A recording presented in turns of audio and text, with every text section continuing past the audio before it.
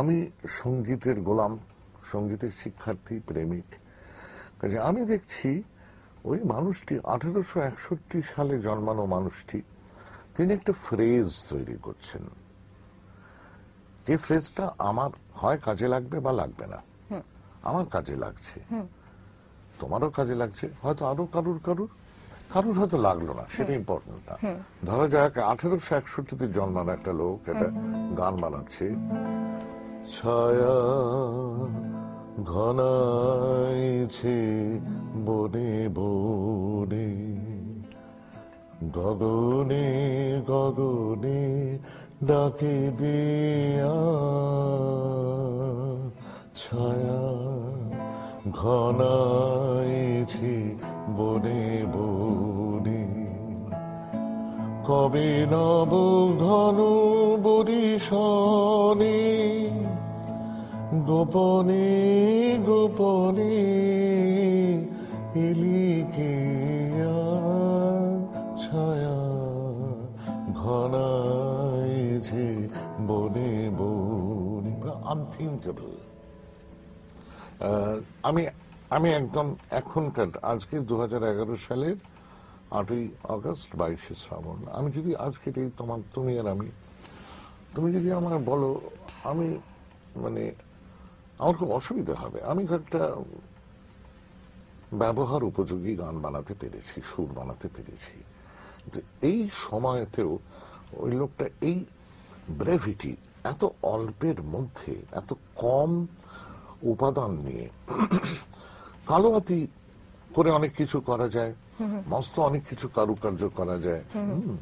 এমনকি রবীন্দ্রনাথের গান নিয়ে হঠাৎ করে ধরো যাক মহাবিশ্বে দিরে গা বাধা নিরে সা নিধা পামা গা, এটাও হয়েছে, বাঙালি পারে সব।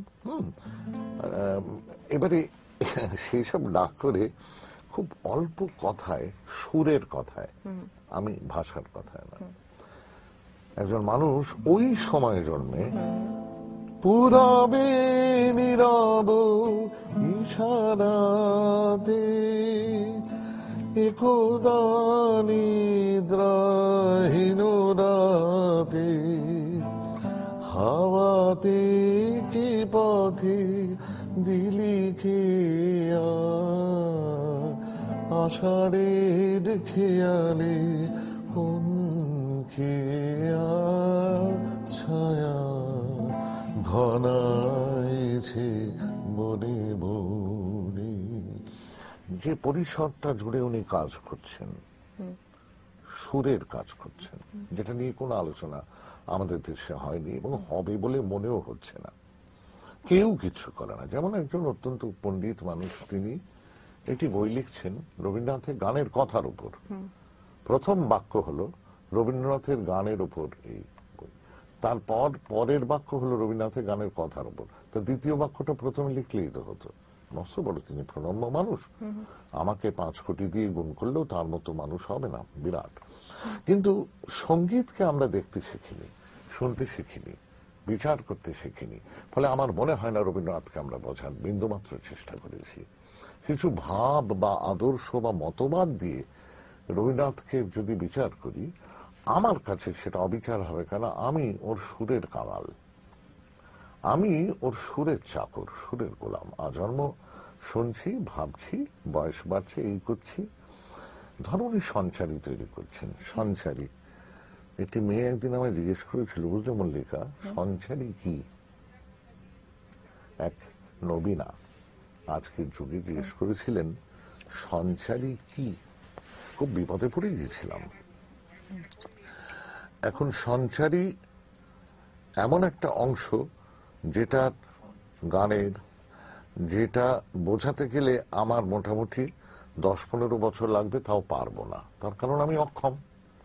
আর যদি এখানে রবীন্দ্রনাথ বা নচিকেতা ঘোষ বা সলিল চৌধুরী, রবীন চট্টোপাধ্যায়, সুধীন দাশগুপ্ত, হিমাংশু দত্ত, সবার আগে বলা উচিত ছিল, কাজী নজরুল ইসলাম, পঙ্কজ কুমার মল্লিক, হেমন্ত মুখোপাধ্যায়, শচীন দেববর্মন, এরা থাকতেন, এরা মিনিট 5-এর চেষ্টা করতে করতে 1 বছরের মাথায় বলতেন আমার ফলে। কিন্তু একটা ব্রেভিটি, আবার বলছি, অল্প কথায় প্রকাশ করছেন। যে মধুর হৃদয়ে ছিল মাখা, কাটাতে কি ভয়ে দিলি ঢাকা। এত সহজে করে ফেলছেন। যদি কথাগুলো ধরো, যে মধুর হৃদয়ে ছিল মাখা, কাঁটাতে কি ভয়ে দিলি ঢাকা, মোটেও একটা ভীষণ যে উচ্চমার্গীয় ব্যাপার তা না, গানের কথা, গানের কথা। কিন্তু যে সুরটাতে এনে ফেলছেন উনি, প্রায় মন্ত্রের মতো, এবং তুমি এটা সারাদিন তোমার মাথায় কিন্তু ঘুরবে। আমার মনে হয় এই যে মেকানিজমটা, এই যে রসায়নটাও উনি ধরতে পেরেছিলেন। ওনার আগে এভাবে তো উপমহাদেশে গান হয়নি, এভাবে হয়নি। কাজে হয়তো সেই নেশাতেই আমরা আজও আছি। রবীন্দ্রনাথই কখন এই শোককে খুব বেশি গুরুত্ব, যখন সমীন্দ্রনাথ যখন মারা গেলেন, তারপরে যখন কলকাতায় আসার কথা ছিল এবং এই ট্রেনে আসছে না, দেখছেন যে কোথাও তো কিছু কম পড়েনি, আগের মতোই জ্যোৎস্না উঠেছে, সবকিছু আগের মতোই আছে, কোথাও কিছু। যখন উনি তৈরি পথে চলে যেতে যেতে কোথায় কোনখানে তোমার পরশ আসে, কখন কে জানে কখন পথে চলে যেতে যেতে।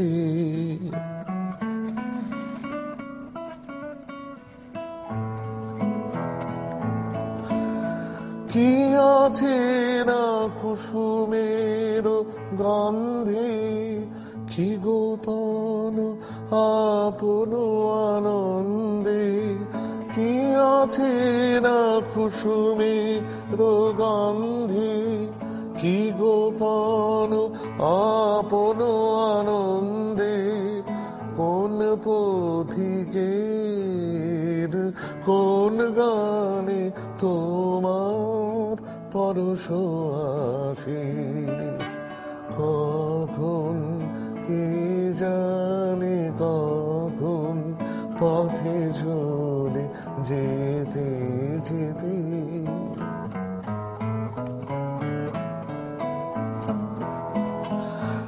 সহসা দারুণ দুঃখ তাপে সকল ভুবন যাবে কাঁপে, ভুবন যাবে কাঁপে, সকল পথের ঘোচে চিহ্ন, সকল বাঁধন যাবে ছিন্ন, মৃত্যু আঘাত লাগে প্রাণে, তোমার পরশ আসে, কখন কি জানে কখন পথে চলে যেতে যেতে, পথে চলে যেতে যেতে। এইটা আমার কাছে গ্রহণযোগ্য রবীন্দ্রনাথ। এটা আমার জিজ্ঞেস করতে ইচ্ছে করছে এখন এই গানটা শুনতে, যে কোন পথে কখন কখন পরশ কখন ছোঁয়া লেগেছিল রবীন্দ্রনাথের, মানে সেটাকে আলাদা করে মনে করে বলা যায়, বলতে পারা যাবে কোনটা গো? যে কখন কখন রবীন্দ্রনাথের পরশ লাগলো আপনার? ও আমার কোন পথে? ও মায়ের পেটে থাকতেই বোধ হয়। আমার দেখো, একটু একটু একটু আটকাবো, একটু আটকাবো, একজন অনেকক্ষণ ধরে নিশ্চয়ই অপেক্ষা করছে। তো হতে পারেন। হ্যাঁ, দেখিনি দেখিনি দেখিনি। হ্যালো হ্যালো, হ্যাঁ নমস্কার, সুপ্রভাত। নমস্কার মল্লিকা, আমি মন্দিরাজি বলছি, অনেক দিন পর ফোন করছি তোমাকে। বলো বলো। আচ্ছা, প্রথমেই আমি কবি সুমনের কাছে চলে যেতে চাই। তিনি তো আমাদের খুবই প্রিয় একজন শিল্পী, আর তার এই অনুষ্ঠান, এই ব্যতিক্রমী অনুষ্ঠান আমার মতো অনেককেই হয়তো খুব ভালো লাগাচ্ছে। তার এই টক ঝাল মিষ্টির মানে পরিবেশন আমরা খুবই উপভোগ করছি। আর আজকে তো বিভিন্ন চ্যানেলে আমরা বিভিন্ন রকম ভাবে রবীন্দ্রনাথকে পাবো, কিন্তু কবি সুমন আমাদের যেভাবে ভাবাচ্ছেন, অন্য চোখে দেখাচ্ছেন, সেটাকে প্রশংসা না করে পাচ্ছি না। তাই জন্যই আজকে চলে আসা আমার। উনি আরো আমাদের ভালো ভালো নতুন নতুন কথা শোনান, ভালো গান শোনান, এটুকুই আশা রাখি। ভালো থাকবেন। সঙ্গে থাকুন, আনন্দে থাকুন। হ্যাঁ, কবে কোথায়? আমার বাবা মা দুজনেই তো গান গাইতেন, এবং আমার বাবা রবীন্দ্রনাথের যখন জীবিত ছিলেন তখনই বাবা রবীন্দ্রনাথের গান রেকর্ড করতেন। যেন আমার সোনার বাংলা আমি তোমায় ভালোবাসি ফার্স্ট বেসিক আমার বাবার করা, বুঝতে পেরেছি, ফিল্মে লাগানো হয়েছিল। অনেক গান আমার বাবা গেয়েছেন, মানে শত না, কিন্তু 25-30টা রেকর্ড, অর্থাৎ 60টা গান আমার বাবার ফার্স্ট বেসিক। রবীন্দ্রনাথ কিন্তু বেঁচে আছেন এবং রবীন্দ্রনাথের মৃত্যুর অব্যবহিত পরে, তেমনি আমার মার গাওয়া ফার্স্ট বেসিক ছিল। কাজে এরা খুব অথেন্টিক লোক সেইভাবে দেখতে গেলে, শৈলেন্দ্রবাবুর ছাত্রছাত্রী। কিন্তু সেটা বড় কথা না, বড় কথাটা হচ্ছে ওই ছোট্ট আমি, আমার জুলজুল বলে আমার ছোট্ট কুকুর ছানা কটকে, আমার বয়স হয়তো 2.5-3, আর শুনছি শালের বনে থেকে থেকে ঝড় দোলা দেয় কে। আমার বাবা আর মা ডুয়েট গাইছেন, হ্যাঁ, বাঘ আর বাঘিনীর মতো, কোথাও ন্যাকামো নেই। ওই মোমবাতি জ্বলছে, বাবা হয়তো একটু কোনো রোমান্টিক মুহূর্তে একটা মোমবাতি জ্বালিয়ে দিয়েছেন, প্রচন্ড বৃষ্টি বাইরে, বাড়ি ঝরে ঝড়ো ঝড়ো ভরা ভাদরে, আর আমি হাঁ করে শুনছি। আমি তো আছি জানি না এটা রবীন্দ্রনাথ, কিন্তু এইভাবেই বোধহয় যায় বেটনটা আর এক হাত থেকে আর এক হাতে। এইভাবে বাবা হাতের লেখার ব্যাপারে খুব কড়া ছিলেন, খাগের কলম কেটে কেটে হাতের লেখা শিখিয়েছিলেন। সেই ফলে অন্য বন্ধুদের হয়ে প্রেমপত্র লিখতে হতো। তখন রবীন্দ্রনাথ ফাটিয়ে দিয়েছি, এবং ফাটিয়ে দিয়েছি। কিন্তু রবীন্দ্রনাথের সবচেয়ে মুশকিল হলো কি, রবীন্দ্রনাথের গানের যে চক্করটা, সেটা এত ডিমান্ড করে, সেটা এত হিংসুটে। কেমন ধরো রবীন্দ্রনাথ, অল্প বয়সের রবীন্দ্রনাথ, গধূলি গগনে মেঘে ঢেকেছিল তারা, আমার যা কথা ছিল গেল সারা, গধূলি গগনে মেঘে ঢেকেছিল তারা। ধরো আমি প্রথম মানে যার প্রেমে পড়েছিলাম, এবং যে আমাকে খুব অদ্ভুত একটা পলিটিক্যাল ঔদ্ধত্যের মধ্যে একটা ঔদ্ধত্য দেখিয়ে তিনি আমায় সম্পূর্ণ অগ্রাহ্য করেছিলেন এবং বাঁচিয়েছিলেন, তারপর এই গানটা মাথার মধ্যে খুব ঘুরঘুর করেছিল। বিশেষ করে চেয়েছিনু যবে মুখে তুলনাই আঁখি, আধারে নীরব ব্যথা দিয়েছিল ঢাকি, আর কি কখনো কবে এমন সন্ধ্যা হবে, জনমের মতো হয়ে গেল হারা। মুশকিলটা হলো কি মল্লিকা, বাস প্রেম সে মেয়েটি সব না তুচ্ছ হয়ে গেল, এই গানটা থেকে গেল। মানে সমস্যা হচ্ছে যে প্রেমের সঙ্গে অঙ্গাঙ্গি জড়িত, হয়তো বাঙালির জীবনে প্রেমের সঙ্গে অঙ্গাঙ্গি জড়িত, কিন্তু আমার মতো গান খ্যাপা রবীন্দ্র খ্যাপা লোকদের কাছে সমস্যা হলো যে তখন আর ওই হিউম্যান জায়গাটা কে ট্রান্সেন্ড করে যাচ্ছে দ্য মিউজিক অফ রবীন্দ্রনাথ। বুঝতে পেরেছ? ওই যে বলছিলাম না, অল্প অল্প সুর দিয়ে করছেন। চেয়েছিনু যবে মুখে, কি আছে বলতো এমন কি, সারে গামা সামা মা মা মা, একটা নোটে দাঁড়িয়ে আছেন, তুলনাই আঁখি, শিশুর মতো আর একটা পা ফেললেন, আধারে নীরব ব্যথা, যা করার করে দিলেন, যা করার করে দিলেন। রবীন্দ্রনাথ কখনো ভাঙেন না, রবীন্দ্রনাথ জোর করে দেখান না। রয়্যাল বেঙ্গল টাইগার যদি এই ঘরে একটা ঢোকানো যেত কোনো ক্রমে, তাহলে মোটামুটি ওই দেয়াল থেকে ল্যাজ টেনে ধরলে এই অবধি হয়।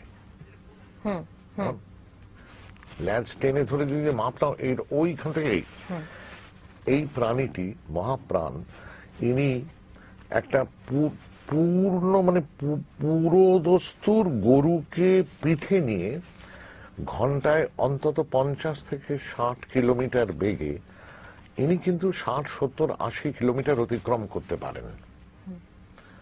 ইনি ফলে আমরা কি ভাববো, আরে বাবা এই যখন বনে ঢুকছে কি হবে, এটা ভাঙবে সেটা ভাঙবে, তাই তো না।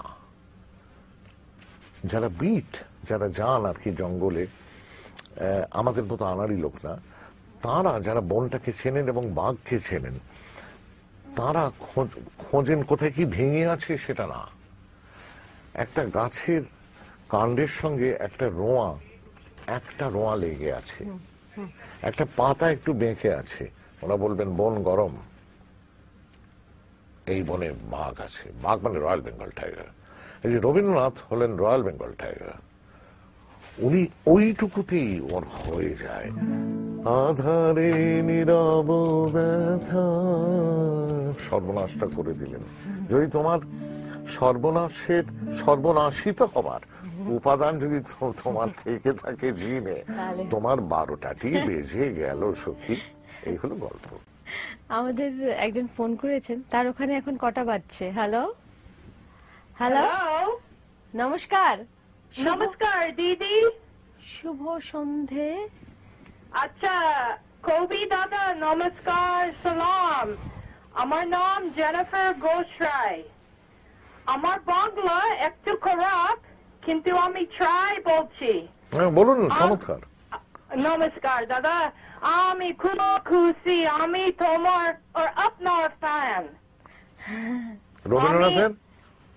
রবীন্দ্রনাথের হ্যাঁ আমি বলছি, এক মিনিট। আপনার সিডি আমি সব আছি। আচ্ছা বুঝতে পেরেছি, কিন্তু রবীন্দ্রনাথের কি হবে? রবীন্দ্রনাথ অফকোর্স আমি ভালোবাসি, কিন্তু আজকে তোমার মুখ আমি দেখছি, আমার হৃদয় খুব খুশি। আরে আমাদেরও।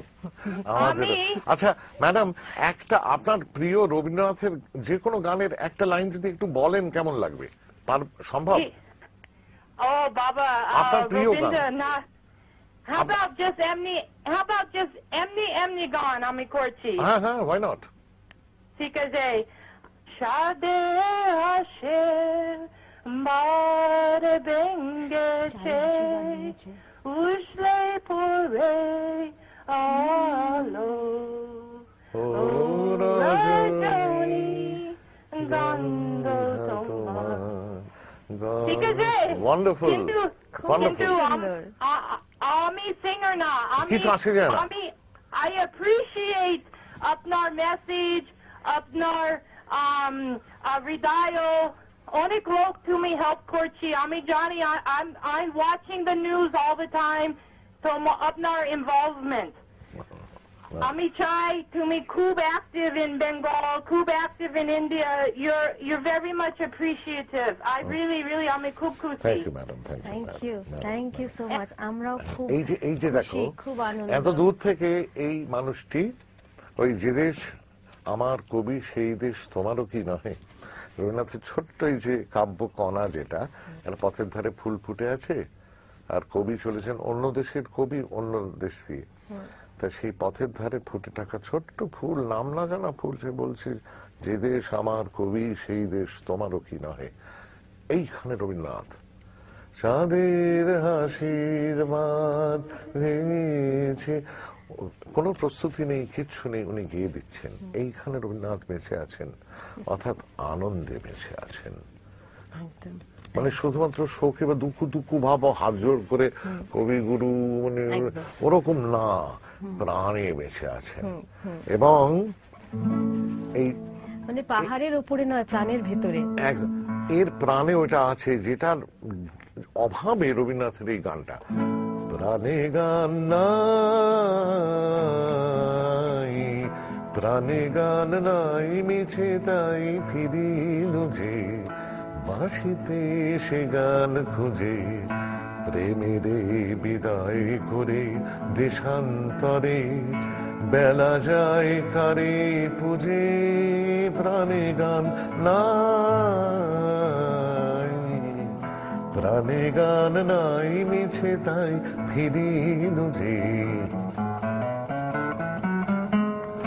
বনে তোর লাগা সাগুন তবে ফাগুন কিসের তরে, বনে তোর লাগা সাগুন তবে ফাগুন কিসের তরে, বৃথা তোর ভস্য পরে, বৃথা তোর ভস্য পরে, মরিস যুঝে প্রাণে গান নাই,